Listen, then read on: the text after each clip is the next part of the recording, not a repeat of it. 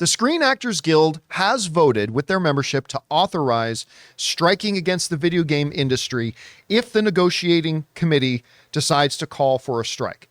Now, as in the other strikes, what this basically means is that the SAG union, the union of the actors, is negotiating with the video game industry, but they don't actually have the authority to do anything until the membership vote to authorize the leadership to call for a strike. So now the groundwork is set. A strike has not been called.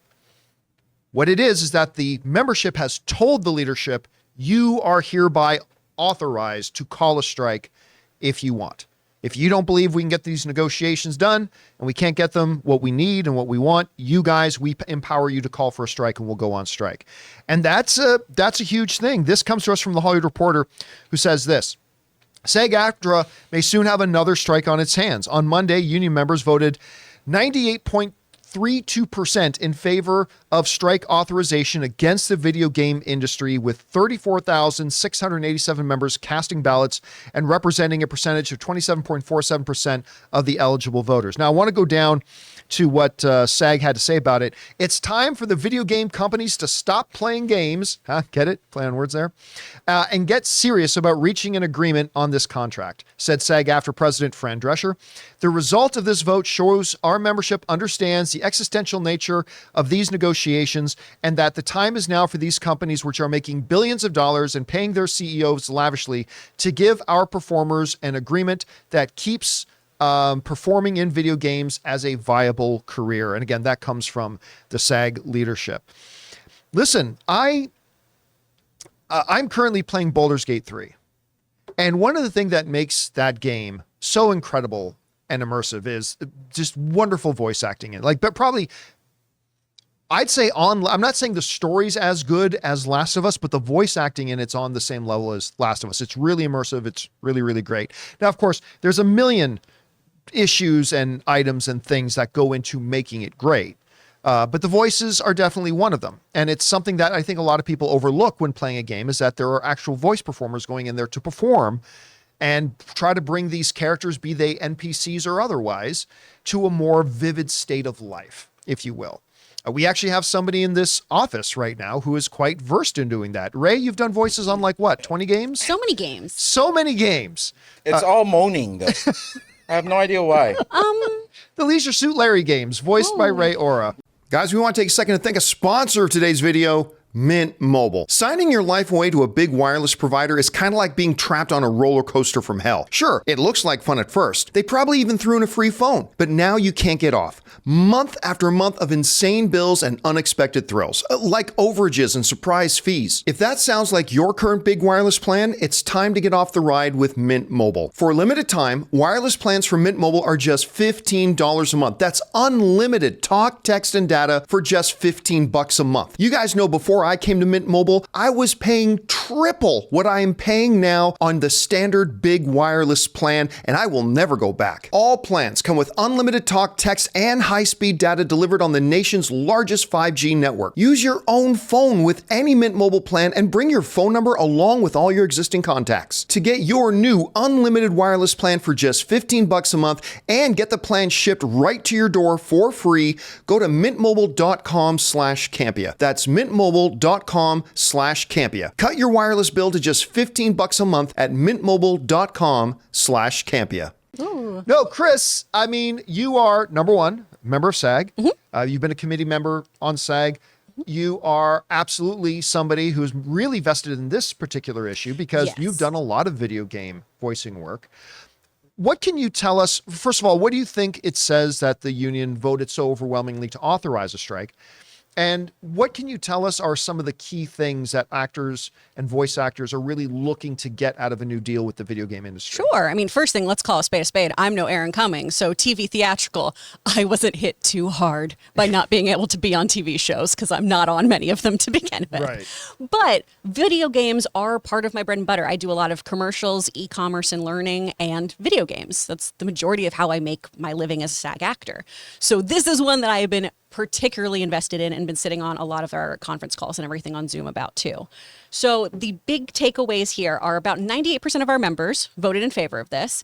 And the reasoning for this same kind of situation as TV and film, it's we haven't been compensated with inflation in mind. We are not being compensated in a way that is reflective of this billion-dollar industry, especially when other people are making more money. AI is huge for video games because probably even more so than it is so for much so. the television and movie side. You know, we get scanned, our faces, our movements, all of that. So much of our performance gets digitized, so it is easy to have us train AI to be stolen from, to do all these things. So the big kind of key things here are consent and compensation. So we should be able to control our own likeness and when it isn't and used. Voice. And our voices. I mean, it's terrifying. A lot of these game voice actors go do the con circuit, right? Because we don't make residuals. And so you get paid once for your actual day of performance. And then the game goes on to make a whole bunch of money. Many people think we make thousands of dollars. I had a commercial recently re-upped and everyone was like, oh, you don't have to work for the rest of the year. And I was like, no, that's not how this works. Games are very, very similar, where you can make on a good AAA game about $950 for your day of work. That's a full 12-hour day should they choose to make it. Or now there's ultra low budgets where you make about $400 and some odd dollars. And that could be it. That could be all you make from a Baldur's Gate 3 kind of situation. So it's great pay, but very limited in what it can do. We also have issues with just those cons. When people go there, they show everyone how they can like digitally alter their voices on apps right now, right? There's a thing going around on TikTok of a couple actors being like, hey, play that for me. That's my voice. That's not me doing it. That's a robot doing it. So that's a big issue. The other kind of takeaways here too are this particular branch of SAG has gone on strike before. Back in 2016, we've struck against video game companies. That strike lasted for about 183 days. Wow. And I know we talked a lot about the TV and film one. Why weren't they coming to the table earlier? Why didn't these negotiations start so much sooner than when these deadlines were up? Our contract actually expired about a year ago. And we have been in negotiations and talks since then, trying to just figure out how to make this contract work. Right.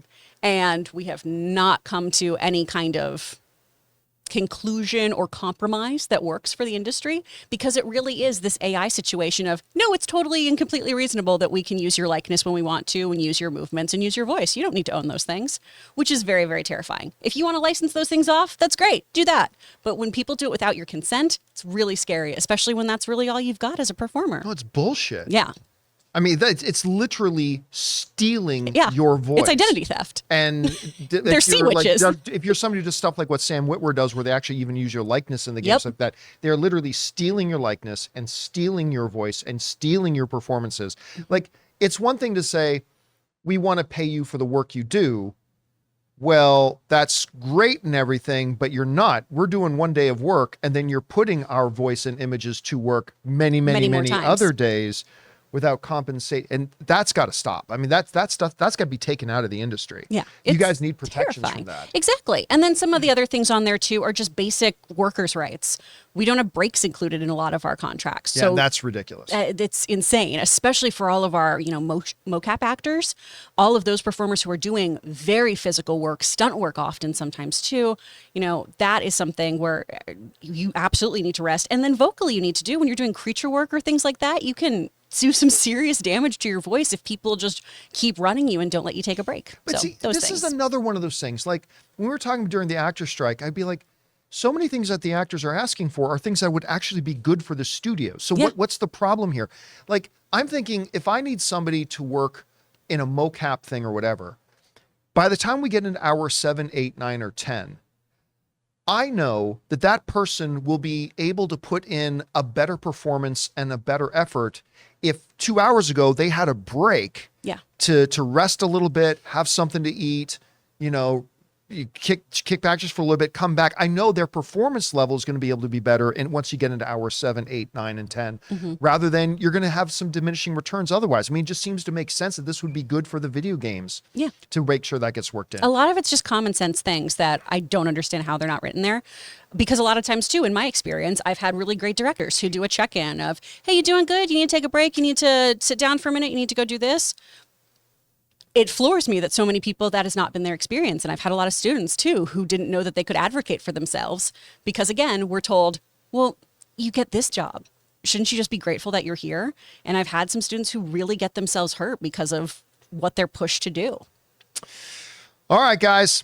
So the actors union have authorized a strike. They have not gone on strike. Hopefully a deal can get made where, protections are going to be put in place and the voice actors get what they need out of this. Anyway, whatever you guys think, why don't you let us know your thoughts on this? Hey guys, thanks so much for watching this video. Make sure you like the video, leave a comment, and subscribe to our channel. And don't forget, we have a daily podcast called the John Campea Show podcast, available on Apple Podcasts, Spotify, or your favorite podcasting app of choice. Go and subscribe to it today so it'll be there when you need it.